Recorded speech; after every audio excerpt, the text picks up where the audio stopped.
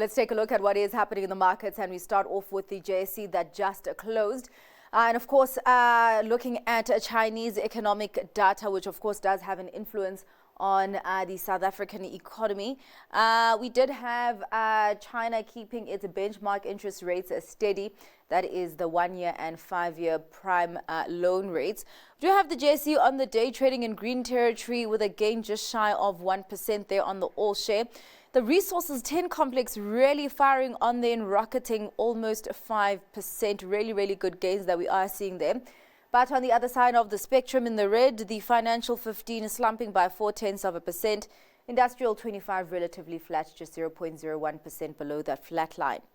Let's take a look at what is happening in the U.S. markets, and those markets trading at record highs. Of course, we have had U.S. earnings season propping up those markets. And of course, last week we had the U.S. banks and them topping analyst expectations, buoying the markets. And eyes this week are on the tech sector, particularly on Alphabet and Tesla, that are due to start off the tech earnings this week.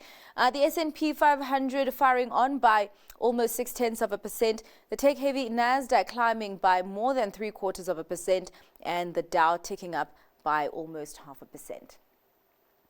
Let's take a look at what is happening with the markets across the Atlantic, and we're still digesting data out of the UK. Of course, disappointing data last week was that the unemployment rate had risen to its highest level since 2021 in the 3 months ending May. And today we did have a Deloitte survey on consumer sentiment showing that consumer sentiment has fallen to its lowest level in almost 3 years. So things aren't looking good on that front.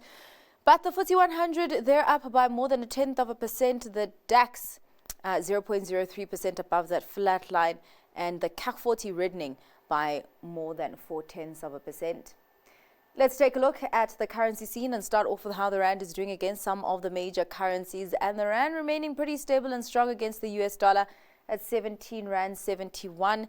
The local unit against the pound at 23 Rand 91, and against the euro at 20 Rand 74. Let's check in on the other currency pairs, starting off with the euro dollar at 1.17 and the pound dollar at 1.35, and the yen just above 147 against the greenback.